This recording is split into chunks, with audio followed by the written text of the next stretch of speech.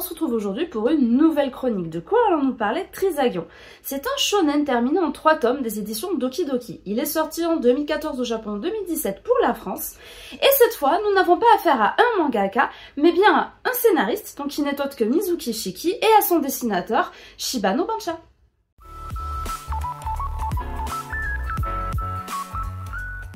Depuis la nuit des temps, les hommes affrontent les Nihilés qui ne sont autres que des anges déchus qui infiltrent notre monde. Ici, on est du coup dans un Londres à l'époque victorienne, donc le 19e siècle. Si vous me connaissez, vous savez que j'adore cette période. Et du coup, on va suivre les aventures de Levi Knight Coulthard, jeune orphelin, qui est d'ailleurs premier disciple de Thomas Alva Edison. Et en fait, il a perdu ses parents dans d'atroces circonstances, autant vous dire que c'est à cause des Nihilés, hein. Et il s'est juré de faire en sorte que plus personne ne subisse en fait ce genre de souffrance à cause des Nihilés. Du coup, il va intégrer Trisagion, qui n'est autre qu'une organisation d'exorcistes d'élite, si je puis dire. Et le but, en fait, c'est d'annihiler les Nihilés. Eh, elle est pas belle celle-là, vraiment. Du coup, si des noms comme Dorian Gray, Winston Churchill, Florence Nightingale, Moriarty, Sherlock Holmes, Arsène Lupin, Sweeney Todd et compagnie vous parlent, sachez qu'ici, ce sont des personnages aussi intrigants que récurrents.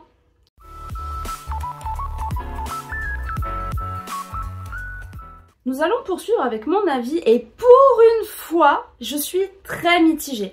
Je ne sais pas vraiment quoi penser de ce manga. Déjà, quand je l'ai lu, j'étais persuadée de l'avoir déjà lu. Mais quand j'ai lu le premier tome, j'étais là, ça me dit rien. Deuxième tome, pareil. C'est au troisième tome que je me suis rappelé que si, je l'avais lu. Donc, en toute honnêteté, le premier tome, je trouve qu'il fait quand même très brouillon. Cependant, il nous pose quand même les bases. Donc, il y a quand même une utilité là-dedans. Le tome 2, lui, du coup, va nous permettre de finaliser ces bases-là et du coup de nous mettre en fait en appétit pour le troisième tome. Et le troisième tome qui partait super bien, le milieu était excellent, mais alors la fin, c'est le bordel. Pour je ne sais quelle raison, ils ont décidé de rajouter 10 pages qui sont totalement inutiles et qui gâchent totalement l'œuvre. En toute honnêteté, ça remet en cause en fait tout mon avis sur le manga.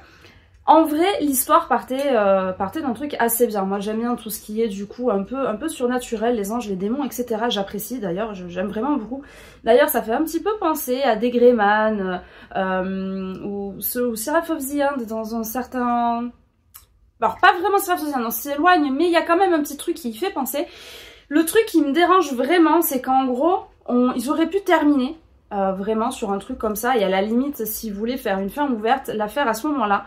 Mais pour on ne sait quelle raison, ils ont été rajoutés 10 pages qui non seulement laissent une fin encore plus ouverte que s'ils avaient arrêté avant ces 10 pages-là, mais surtout en plus qui nous laissent imaginer vraiment une suite qui n'existe pas et qui n'arrivera pas.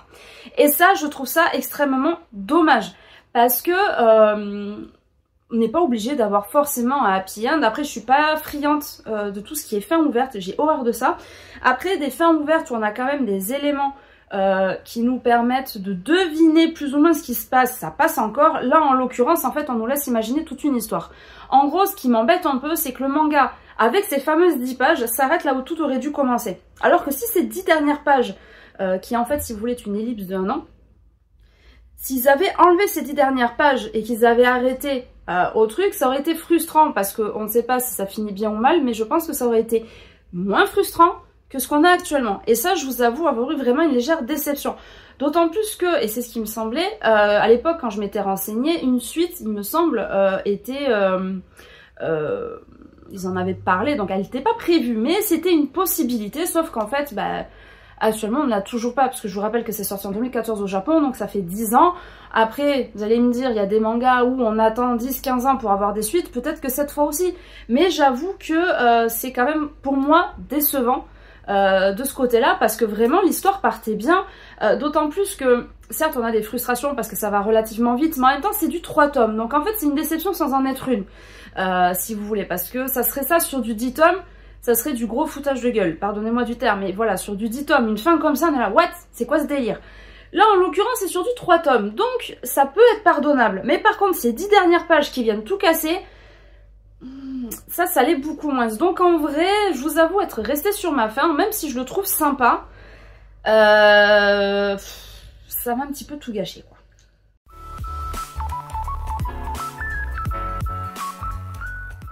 Même si les petites cases de combat sont difficiles à comprendre, dans le sens où j'arrivais pas forcément à comprendre qu'est-ce qu'il y avait dans la case. L'action, le personnage, comment il est articulé, c'était compliqué. Mais sur les grandes cases de combat, je le trouvais vraiment très beau. Et le chara design, donc le chara design pour les novices, c'est les traits des visages en fait, ou des personnages. Ça, j'en suis totalement fan. J'avoue que j'aime vraiment beaucoup le chara design, vraiment. En plus, le fait qu'on soit vraiment dans ce côté époque victorienne qui, comme je vous l'ai dit en début de vidéo, est juste une époque que j'aime énormément. J'avoue avoir été assez ravie de la fidélité de cette époque-là, des petits détails, des décors, etc. Il y a une bibliothèque, mais j'ai essayé de vous la mettre dans le montage parce que je ne l'ai pas trouvée en image, donc je vais essayer de faire en sorte de vous la mettre quelque part. Donc c'est là, vous la voyez et je suis en train de râler pour rien. Mais la qualité des détails est juste oufissime. En fait, ici, on est vraiment dans ce que je vous avais déjà dit dans une précédente vidéo, où en fait on a des fois les dessins qui vont m'emballer, l'histoire un peu moins, c'est inversement. Ici en fait l'histoire m'emballait mais la fin a tout gâché, mais par contre les dessins, j'avoue être pleinement satisfaite, et même phase de combat avec grosse épée, etc. J'avoue que j'ai bien aimé, et puis tout ce qui est décor, etc. j'aime vraiment beaucoup. Petite subtilité, donc du coup sur chaque couverture vous voyez un personnage entre guillemets principal, puisque ça va être un personnage sur lequel l'histoire va être centrée sur les 3 tomes. Donc au moins comme ça c'est fait, c'est pour ça qu'on a un perso différent. De plus, à l'arrière donc du coup du tome, vous avez l'image en fait d'une arme qui n'est autre que l'arme du personnage en question, et vous avez peut-être les photos des vilains, enfin peut-être, oui, parce que sur 2 tomes au moins on a le truc du vilain qui va y avoir dans le manga. Donc ça je trouve ça assez subtil, assez stylé. Comment c'est fait, parce que même si je vous dis que c'est le vilain, vous ne saurez pas qui c'est, au vu du design, vous ne pouvez pas deviner à qui correspond quoi. Donc ça j'ai trouvé ça très intéressant. Qu'est-ce qu'il y a aussi dans autre subtilité, et ça vous savez que j'en suis friande sur les tomes 2 et 3, vous avez une page résumée, quand vous ouvrez en fait le manga, vous avez une page donc résumée du tome précédent, de l'histoire, etc. Et vous avez également une page avec un trombinoscope en fait si vous voulez, et où vous avez un résumé par personnage. Ça j'avoue c'est quelque chose, un petit détail qui est très appréciable, vu que l'histoire part dans tous les sens, que autant le tome 2 et tome 3 se suivent, parce qu'en fait on a les mêmes personnages récurrents, etc. Dans le tome 1, c'est pas le cas. Dans le tome 1, en fait, il n'y a que le héros, finalement, qu'on retrouve sur les 3 tomes, parce que tout le reste, on nous présente des persos, des ci et de là, on se dit « Ah, mais cool, on va les retrouver », et ben non.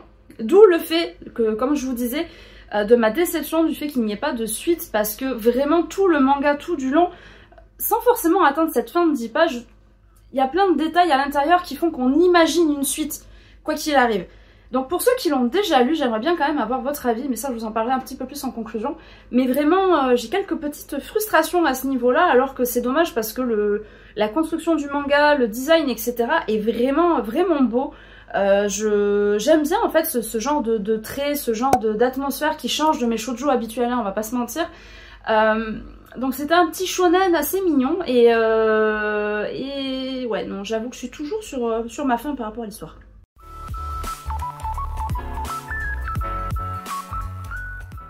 On va terminer du coup avec la conclusion. Comme vous l'aurez compris, cette fois ce n'est pas le gros coup de cœur. Alors, ce n'est pas un must-have, c'est pas le manga de l'année. Cependant, même s'il y a une petite déception sur la fin, l'histoire reste quand même très intéressante, puisque c'est une histoire quand même qui est courte, 3 tomes ça se fait. Pour ceux qui ont besoin de poser le cerveau entre 2 mangas, 2 séries, c'est très très bien. Ça fait le taf, en fait, en gros, vraiment, on est un peu dépaysé pour le coup. Et vraiment, il est bien sur ce niveau-là. Pour ceux qui cherchent des inspirations pour les dessins et tout ça, sachez que pour tout ce qui est phase de combat, il y a quand même moyen d'y trouver son bonheur. D'autant plus que j'ai oublié de vous préciser dans la qualité graphique, il y a un petit peu de sang quand même, parce qu'il y a quand même des gens démembrés et tout le bazar. On voit pas tous les détails non plus, mais si je vous dis Sweeney Todd, comme je vous ai dit à l'intro, enfin en résumé, normalement vous devriez comprendre de quoi je parle. Voilà. Je rentrerai pas trop dans les détails non plus pour ceux qui connaissent pas la légende de Sweeney Todd, mais du coup voilà. Donc je pense avoir fait le tour de l'œuvre. Tous ceux qui l'ont lu, si vous pouviez bien me donner votre avis, ou si vous avez peut-être vu des articles auxquels moi je suis passée totalement à côté sur une éventuelle suite, etc. Je suis preneuse parce que j'avoue, je n'aime pas rester sur ma faim et être frustrée comme ça. Donc voilà, donc les commentaires sont ouverts. pareil pour mes DM Insta, que d'ailleurs je vous remets le lien ici, je vous invite à me suivre. D'ailleurs aussi, je ne sais pas si vous l'aviez vu, mais ça j'ai accès à l'onglet communauté, je vous l'ai dit la précédente vidéo, mais je vous le redis. Donc de temps en temps, je vous mettrai des petites informations dans l'onglet communauté, et voilà. Donc je pense avoir cette fois vraiment fait le tour, donc je vous fais tout plein de bisous et je vous dis à la semaine prochaine pour une nouvelle chronique. Ciao ciao.